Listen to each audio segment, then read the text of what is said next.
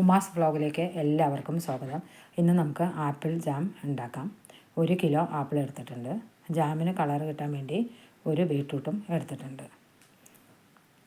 ബീട്രൂട്ടും ആപ്പിളും കഷ്ണങ്ങളാക്കി നമുക്കൊന്ന് ആവിയിൽ വേവിച്ചെടുക്കാം. ബീട്രൂട്ട് വേവാൻ കുറച്ച് സമയമെടുക്കും. ആപ്പിൾ വേഗം വെന്ത് കിട്ടും. ഇത് നല്ലവണ്ണം വേവിക്കൊന്നും വേണ്ട, ഒന്ന് സ്റ്റീം ചെയ്തെടുത്താൽ മതി. ഇത് ഫൈനായിട്ട് ഒന്ന് അരച്ചെടുക്കാം. നല്ലവണ്ണം ഫൈനായിട്ട് അരയ്ക്കണം, അത് പ്രത്യേകം ശ്രദ്ധിക്കണം. ഇത് അരിച്ച് നമുക്കൊരു പാനിലേക്ക് ഒഴിച്ചു കൊടുക്കാം.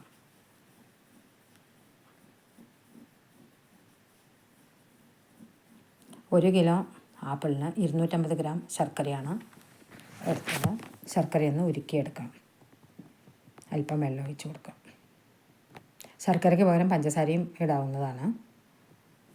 അതുപോലെ ശർക്കരയുടെ അളവ് കൂട്ടുകയോ കുറയ്ക്കുകയോ ചെയ്യാം. ചില ആപ്പിൾ മധുരം കൂടുതലായിരിക്കും, ചിലത് കുറവായിരിക്കും. ഇതൊന്ന് ശർക്കരയൊന്ന് ഉരുക്കി അരിച്ചതിന് ശേഷം ഇതിലേക്ക് ഒഴിച്ചു കൊടുക്കാം. നല്ലവണ്ണം ഇളക്കി യോജിപ്പിക്കുക. ഇതൊന്ന് കുറുകി വരുമ്പോൾ 2 ചെറുനാരങ്ങയുടെ നീര് ഇതിലേക്ക് ഒഴിച്ചു കൊടുക്കണം. പ്രിസർവേറ്റീവ്സിന് പകരം നാരങ്ങാ നീരാണ് നമ്മൾ ചേർക്കുന്നത്. ഇത് മസ്റ്റായിട്ട് ചേർക്കണം. നല്ലവണ്ണം ഒന്ന് കുറുകി വരട്ടെ. ജാമിന് ഒന്ന് ഫ്ലേവറിന് വേണ്ടിയിട്ട് ഒരു കുഞ്ഞ് കഷ്ണം പട്ടയും 2 ഗ്രാമ്പും കൂടി പൊടിച്ച് അരിച്ചതിന് ശേഷം ഇതിലേക്ക് ഇട്ട് കൊടുക്കാം. നല്ലവണ്ണം പൊടിച്ച് വേണം ചേർക്കണമെങ്കിൽ. ബീട്രൂട്ടിൻ്റെ മണം ഇഷ്ടമില്ലാത്തവർക്ക് ആപ്പിൾ മാത്രമായിട്ടും ഇങ്ങനെ ജാം ഉണ്ടാക്കാൻ പറ്റുന്നതാണ്. ഇതിൻ്റെ പരുവം നമ്മളൊരു പ്ലേറ്റിലേക്ക് ഇട്ട് കൊടുത്താൽ താഴത്തേക്ക് വീഴരുത്. ഒന്നുകൂടി ഒന്ന് കുറുകി വരട്ടെ.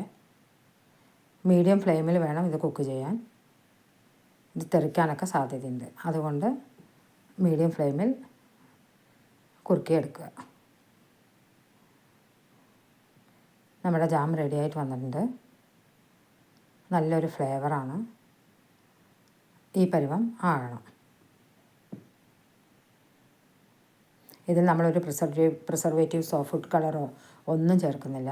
ഒരു ചില്ല് ഭരണിയിൽ എയർ ടൈറ്റായിട്ട് ഫ്രിഡ്ജിൽ സൂക്ഷിച്ചാൽ 1 മാസം വരെയൊക്കെ കേടുകൂടാതെ ഇരിക്കും. ചപ്പാത്തി, ഇഡ്ഡലി, ദോശ ഇതിൻ്റെ കൂടെയൊക്കെ കഴിക്കാൻ നല്ല ടേസ്റ്റാണ്. കുട്ടികൾക്കൊക്കെ നല്ലവണ്ണം ഇഷ്ടപ്പെടും.